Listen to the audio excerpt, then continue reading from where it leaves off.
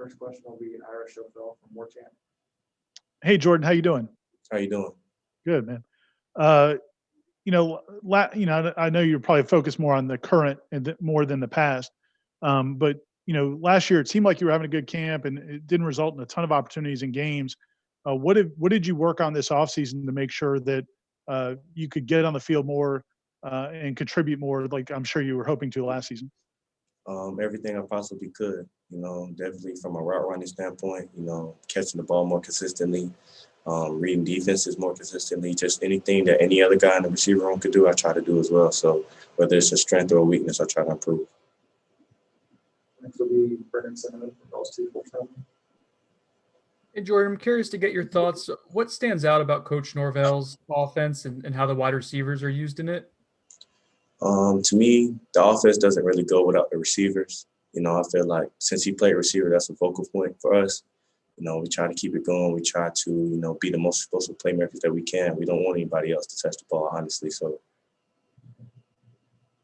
Next will be Kurt Weiler from Tallahassee Democrat. Hey, Jordan, I guess kind of along those lines, obviously you get to keep your position coach from last year, but the rest of the coaches on the offensive side of the ball have changed. I guess how has that kind of changed things for you working with Coach Norvell, Coach Dillingham on a daily basis? The only difference I can really mention is just the attention to detail and the energy they bring every day. Every day Coach Dillingham asks me how I'm doing. I respond to him, I'm great.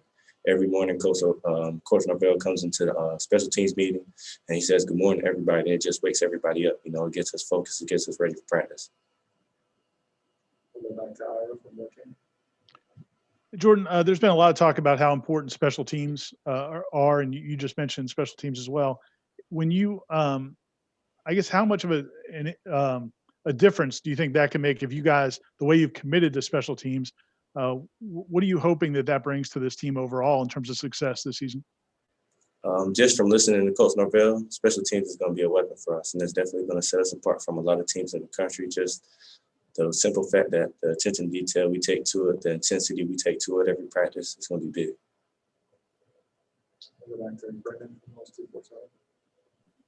We just spoke with Keyshawn Helton, and he talked about his rehab process in the offseason. I guess how hard did you see Keyshawn working, and what was it like to see him put in the work that he did to now he's practicing again and taking contact? Well, to me, when I first met Keyshawn, he was the hardest worker I've ever met. So for the injury that happened to him, I just feel like it just put an extra chip on his shoulder that he already had, and it made him hungry. And then to get closer and closer every day to going back out there to practice, it just made him an entirely different player. He's a lot better. Go back to Ira from Warchant. What all were you able to do? And I know during the summer you guys were limited in how much contact you could have, but with other players. But how much were you guys able to do in terms of the quarterbacks and receivers to work on your timing and things like that before practice started? What was allowed, and were you guys able to do anywhere near like what you normally do in an off season? We weren't allowed to do as much as we normally would do, but after skills and drills, we kind of got with the quarterbacks on our own, tried to run routes on our own, tried to go through the playbook ourselves, and just try to get time together.